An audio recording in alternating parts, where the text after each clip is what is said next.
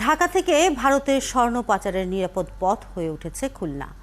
আইন শৃঙ্খলা বাহিনীর চোখ এড়িয়ে বিমানবন্দর দিয়ে বাংলাদেশে ঢোকে অবৈধ স্বর্ণ, পরে খুলনা ও সাতক্ষীরা হয়ে সেই স্বর্ণ পাচার হয় ভারতে।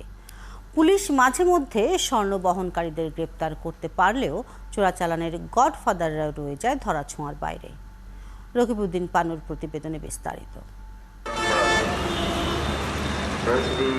বাগেরহাট, যশোর আর সাতক্ষীরা যাওয়ার আন্তজেলা ট্রানজিট খুলনার এই জিরো পয়েন্ট।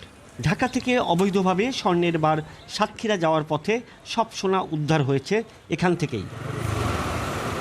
খুলনার পুলিশ প্রধান বলেন, তদন্তে তারা জানতে পেরেছেন সব সোনার গন্তব্য ছিল পাশের দেশ ভারত। যারা ধরা পড়েছেন তারা বাহক মাত্র। মূলত স্বর্ণের পাচারকারী চক্রের 1, 2, 3 ঢাকায় জমি জিতে নিন 100% ক্যাশব্যাক সহ 20 কোটি টাকার পুরস্কার। যে অংশ পরিবহনের সঙ্গে জড়িত তারাই কিন্তু গ্রেপ্তার হয়। মূল হোতারা পর্দার অন্তরালে থেকে যায়।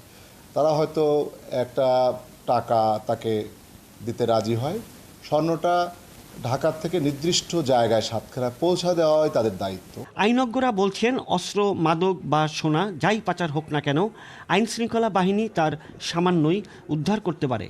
আর এক্ষেত্রে শুধুমাত্র বাহকেরাই ধরা পড়ে। মূল গডফাদার যারা, এদেরকে আজ পর্যন্ত আমি দেখে নেই সে গডফাদাররা ধরা পড়ছে না। সোনা চোরা কারবারের গডফাদার, না অস্ত্র মামলার গডফাদার, না মাদক মামলার গডফাদার আজ পর্যন্ত খুঁজে পাওয়া যায়নি।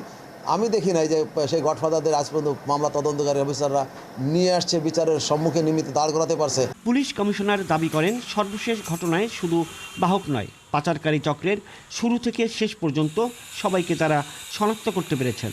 এই যে উভয় প্রান্তে যারা এই স্বর্ণ চোরা কারবারের সাথে জড়িত, তারা কিন্তু খুবই প্রভাবশালী মহল এবং তাদের বিরুদ্ধে একাধিক স্বর্ণের মামলা আছে এবং তারা জামিনে আছে। জামিনে থেকে নিয়ে এসে আবারও তারা একই প্রক্রিয়া জড়িত আছে এবং তারা প্রচুর টাকার মালিক সমাজে বনে গেছে। এই ধরনের যে পর্দার অন্তরালে থাকা গডফাদারদের অবশ্যই আমরা আইডেন্টিফাই করে তাদের বিরুদ্ধে আইনানুগ ব্যবস্থা গ্রহণ করব।